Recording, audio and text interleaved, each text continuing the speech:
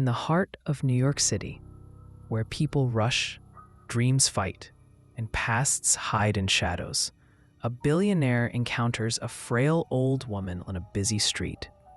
He thinks it's just a moment of kindness, but destiny has its own plans, because later that night, he finds her picture inside his late father's secret diary, a diary no one knew existed, and everything he believed about his father, his family, and his own identity begins to fall apart.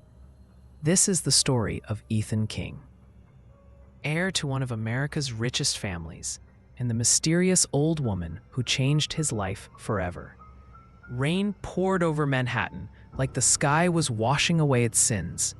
Cars honked, tires splashed through puddles, and pedestrians hurried beneath umbrellas, each lost in their own world.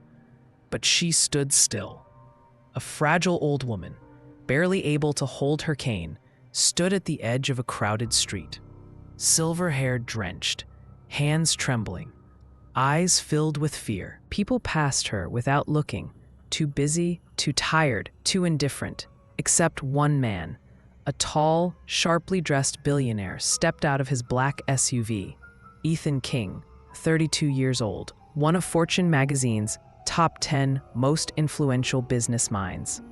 But beneath his charm and success was a man haunted by an unspoken loneliness.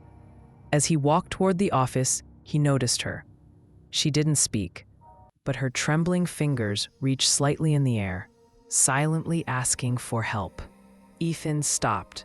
"Ethan, are you all right, ma'am? Can I help you?" The old woman looked up. Rainwater slid down her wrinkled cheeks. "Old woman, I need to cross." Ethan gently took her hand. People stared. Some whispered. News cameras flashed. Why would a billionaire help an old lady cross the road? He didn't care. Slowly, carefully, step by step, he guided her to the other side. When they reached the sidewalk, she squeezed his hand.